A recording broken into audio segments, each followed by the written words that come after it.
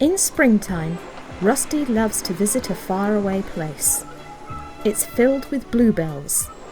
The air smells sweet, and Rusty thinks there is no better place to be. One day, Percy was passing by just as Rusty was having a drink. The bluebells are coming, oh ho, oh ho, the bluebells are coming, oh ho. The bluebells are coming, oh ho, oh ho, the bluebells are coming, oh ho. Rusty didn't understand. Bluebells are flowers. Flowers can't come. They grow. Rusty's driver gave a knowing smile. The bluebells of England are different. They're engines, and one of them's coming with his controller. Wait, coming here? What for? Didn't you listen to the Fat Controller telling us about it? I was away. Engines on the other railway aren't safe now. Their controllers are cruel. They don't like engines anymore. They put them on cold, damp sidings and then they cut them up.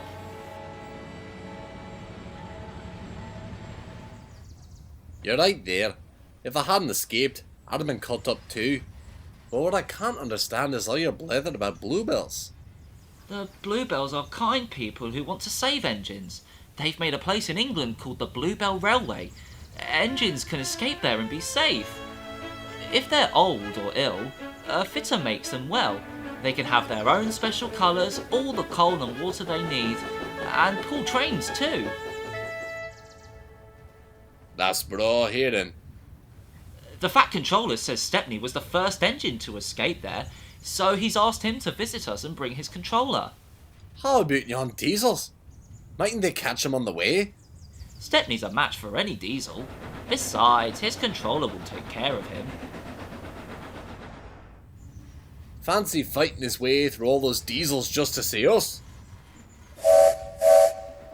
Here he comes!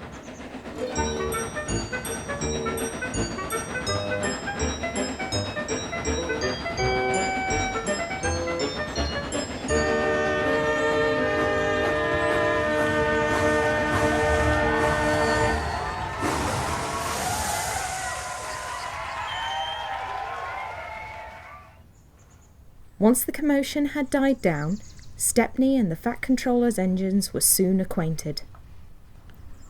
You are very lucky engines. Your branch has everything. It's long enough to give you a good run, and you have plenty of passengers. Then you've got a quarry and a mine, so you need plenty of trucks. Trucks are fun. I miss them on our line. You're welcome to take some of mine in the morning, though you'd better ask driver first.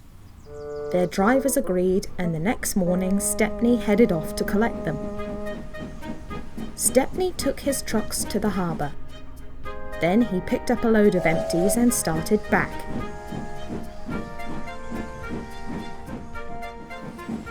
Ahead was a cricket field. A game had just begun. Stepney and his driver had to wait at a signal. Good, thought the driver. We can watch the game. The batsman hit out, and soon a skyer towered towards the train. Clunk went the signal.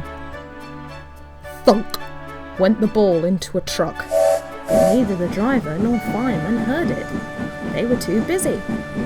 Stop! Yelled the fieldsman. But Stepney's noisy starting drowned their shouts. Our one and only ball! Wake up, Caroline!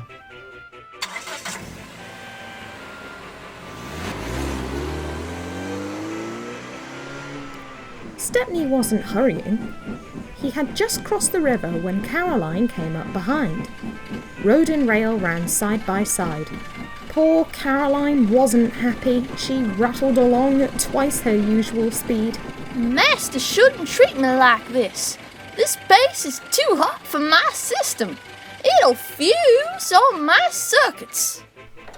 Caroline arrived just as Stepney had shunted the trucks. His crew were going off duty. We need our ball back. The players explained everything. The ball was nestled under some straw in the third car from the van. We're very sorry. Oh, never mind. You couldn't help it. But now we must get back quickly. You'll be lucky. Caroline looks worn out. The driver spoke to the station master and the signalman, and they all agreed a plan.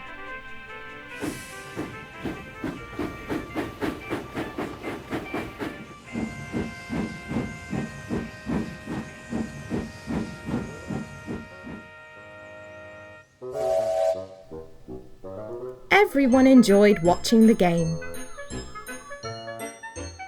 Even Caroline was pleased. She doesn't think trains silly now. They have their uses. They can save the wear on a poor car's soul.